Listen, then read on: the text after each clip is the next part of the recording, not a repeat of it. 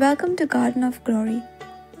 In 2 Corinthians chapter 6, verse 1 to 10, Paul urges us, "Do not receive God's grace in vain. Now is the time of salvation. As God's servants, we are called to endure hardship, speak truth, live with purity, and carry joy even through sorrow. This is the life of true ministry." कोरिंथकारांक दुसरें पत्र 6 वळी 1 ते 10. आमी देवाचे सहकारी म्हूण तुमकां असो उलो करता. तुमी घेतल्या ती देवाची दयाळाय निर्फळ जावंक दिवं नाकात. कित्याक देव अशें सांगता, शुभ वेळार हांवें तुजो उलो आयकलो आनी तारुणाच्या दिसा हांवें तुका आदार दिलो. पळयात, होच तो शुभ वेळ, तारुणाचो दीस तो होच. आमच्या मुणयारपणांत कसलीच चूक मेळना जावंक, कोणाचेच सुदारणेचे वाटेर आमी कसलीच आडकोळ घालिना.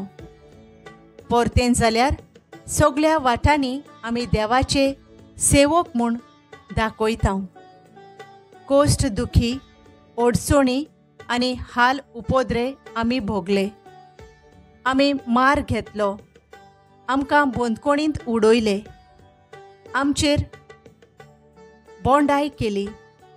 कोश्ट वावर आमी केलो, आमकां न्हीद पर्यान ना जाली आनी उपास तापास आमी काडचो पडलो. ह्या सोगटांत आमी थीर रावल्या.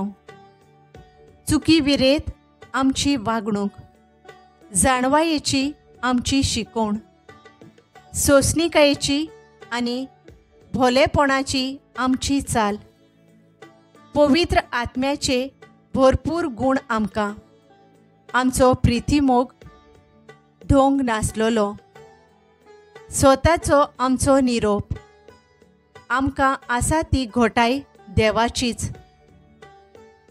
दुस्माना विरोध झुजतना आनी आमची राखण करतना आमच्या हातांनी फकत देवाक मानता तसल्या जिविताची हातयारां.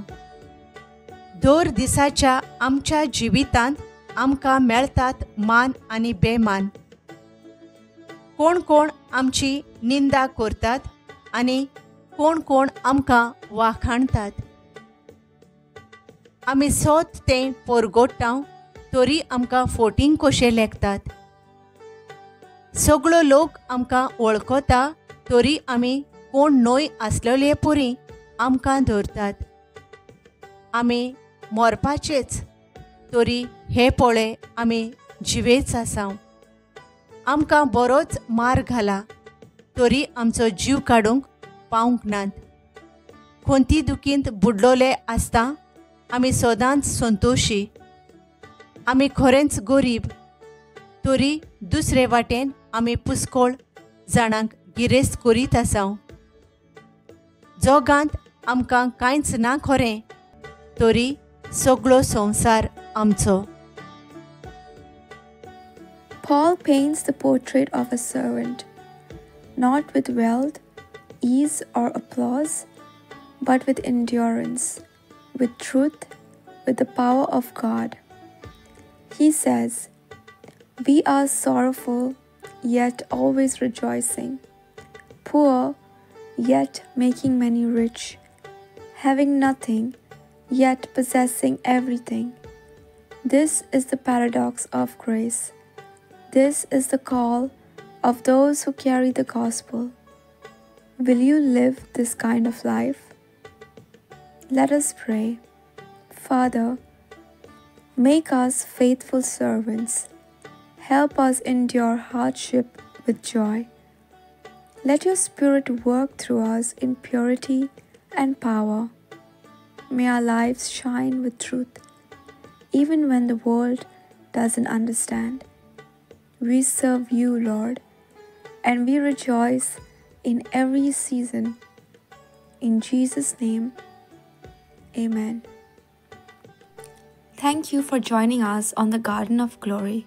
If this message blessed you, please like, share, and subscribe. Dear Baran Koro.